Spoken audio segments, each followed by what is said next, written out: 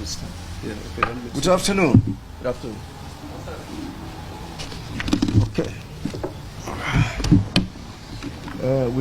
I think this statement articulates a host of issues that are currently going on in this country.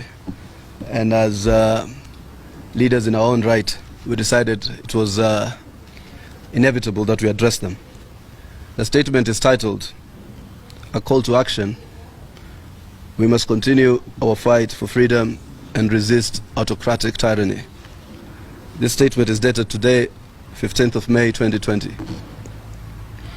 It has become apparent that our continued silence, when our nation is at crossroads, amplified by an incompetent, reckless, delinquent, and out-of-touch presidency, is not only untenable but outright criminal and treason to our posterity.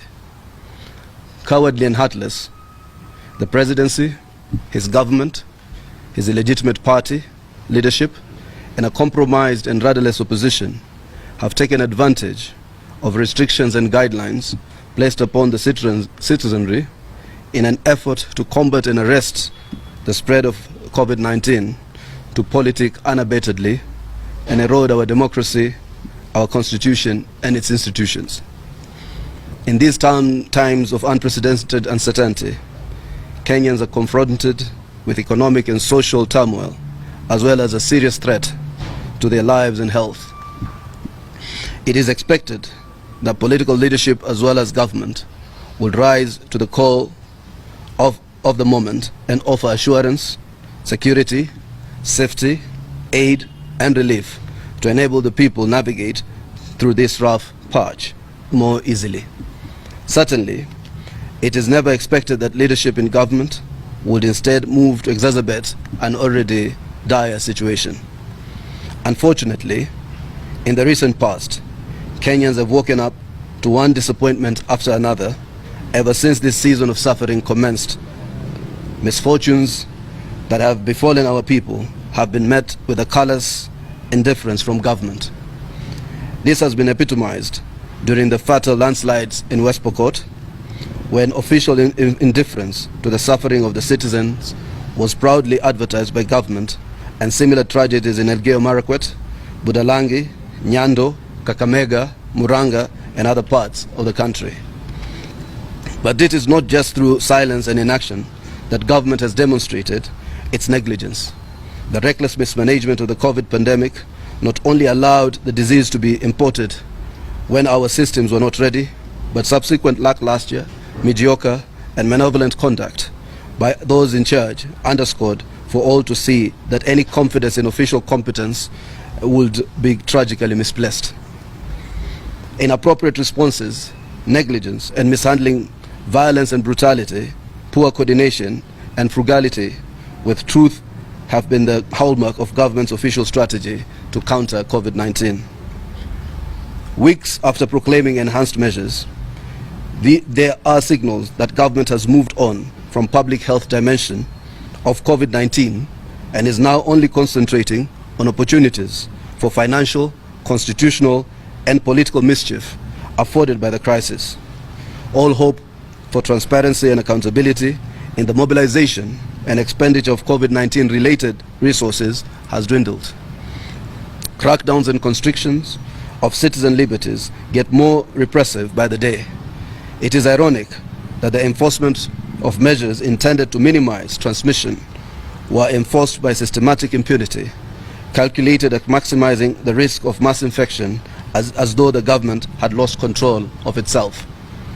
The consolidation of a monstrous constitutional delinquent behemoth continues through publicly funded, insensitive political mobilization aimed at securing short-term gain through illegality and impunity.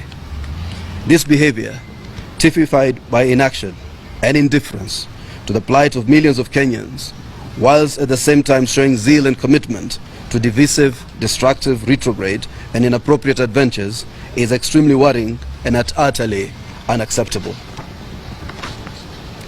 The cessation of normalcy occasioned by the COVID-19 crisis and the virtual paralysis of institutions has provided ample opportunities for constitutional delinquents to steal a march on the rest of the country. A case in point is the affront to our constitution and institutions from within the Jubilee Party. Not satisfied with mobilizing to fraudulently upset democratic parliamentary arrangements, the tyrannical chauvinists subsequently unleashed administrative violence against women nominated to Senate, citing flimsy and arbitrary grounds to underscore their impunity. In so doing, an illegitimate party leadership made a lurid mockery of the party's institutions and the very principles of democracy by contemptuously assaulting the party list that voters endorsed during the elections, and humiliating members reminiscent of the dark days of the KANU-style impunity, a painful and worrying reminder of the yesteryears. Be warned, the KANU-style dictatorship is back, and its offspring and surrogates on both sides of the divide. In this creeping dictatorship, certainly, women will be far worse than ever before.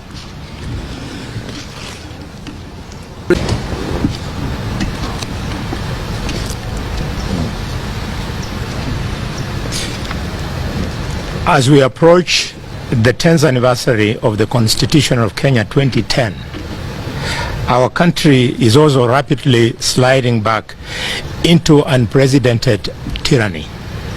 Kenya is undergoing a reversion to a form of autocratic power never before witnessed in this country. Not even during the most diabolical years of colonialism.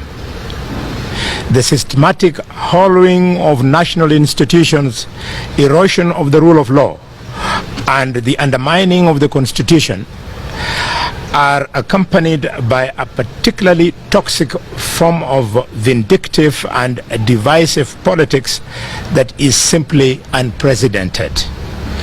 All these dangerous excesses are focused on 2022 and the presidential succession.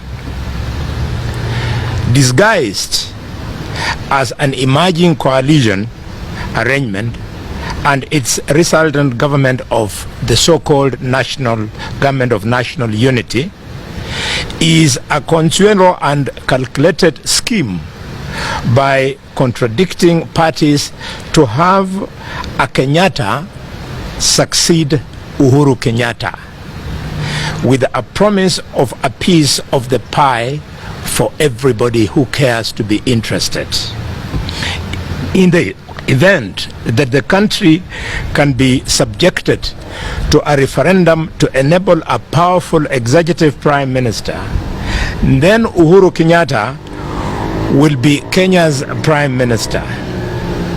In the event of a watered down version of the prime minister, Mohoho Kenyatta, Uhuru Kenyatta's younger brother, will be prime minister. So they dream.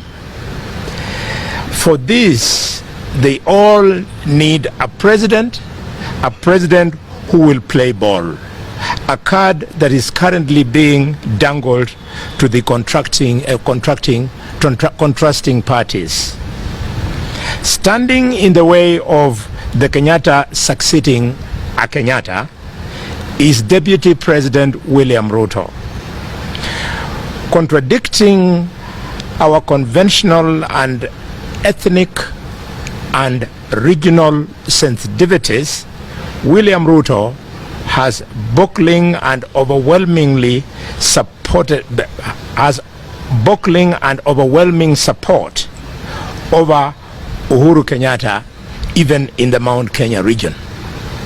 Scientific research, keen observation, and common sense attest to this very fact.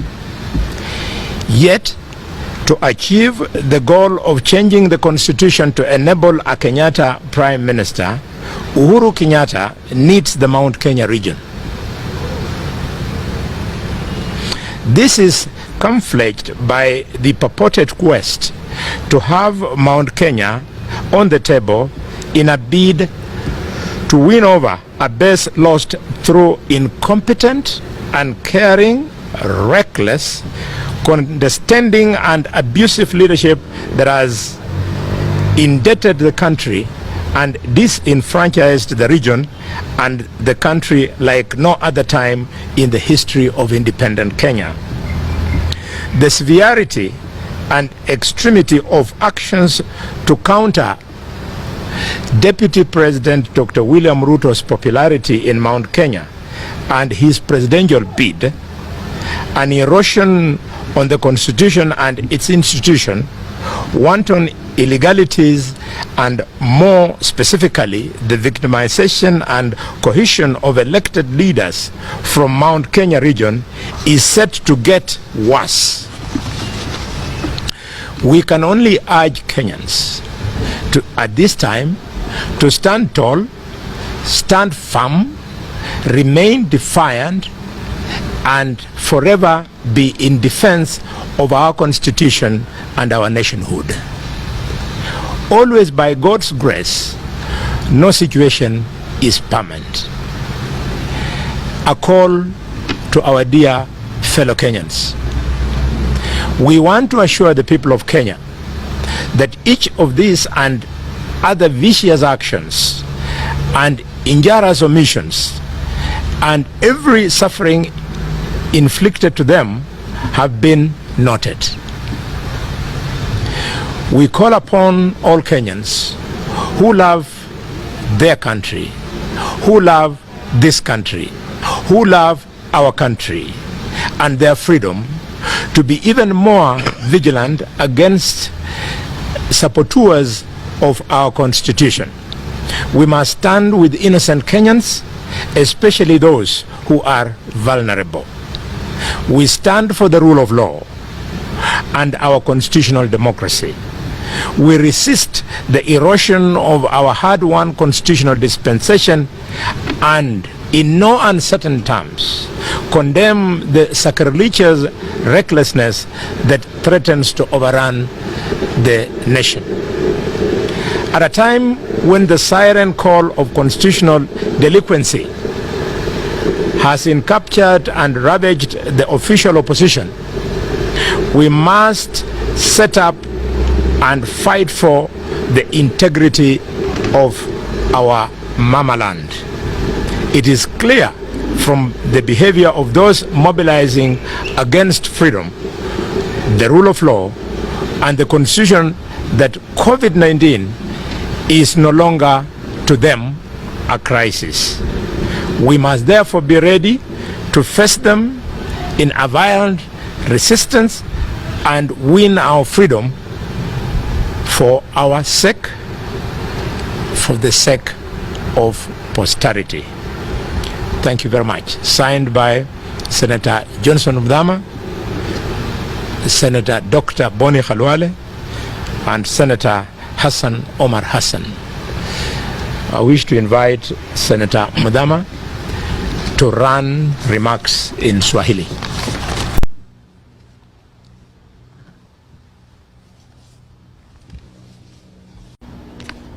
Lugha wanaosikia vizuri ni ya Kiswahili. Itakuwa ni vigumu sana kutafsiri yaliyozungumzwa kwa Kimombo neno kwa neno, lakini nitajaribu kuenda kifungu kwa kifungu na kuweza kutaja tu yaliyo ya kimuhimu sana. Na vile imeanza, huu ni mwito kwa Wakenya kuendelea kutetea, kulinda na kusimama imara, kuona kwamba utawala ambao unaweza kugeuka kuwa wa kihimla hauruhusiwi kuingia katika Kenya yetu. Na imeonekana kwamba Wakenya baada ya kukaa kimya kwa muda, nchi yao ikiwa inapinda njia kwa siasa zinazoendelea sasa, ambazo zinaleta kasheshe kubwa sana na kutoelewana. Kuna uoga ambao umeonekana umeingia katika mioyo ya Wakenya, na hasa haya yanaathirika na kuonekana kwamba zaidi yanatokana na uongozi wa rais tuliye naye kwa hivi sasa, serikali yake na chama ambacho ni kile kinaongoza katika Kenya yetu, na vyama vingine vilivyokuwa vya kiupinzani ambazo wengi wao tulikuwa ndani ya upinzani, vinaonekana kwamba vimewezwa kuwekwa juu ya mesa na kunyamasishwa na kuacha chama kinachotawala kufanya kinavyotaka. Katika muda wote huu Wakenya wamepandwa na kukutana na maisha magumu sana, maisha ambayo ni ya kiuchumi na maisha ambayo imeleta siasa ambayo imewafanya Wakenya kufinywa sana.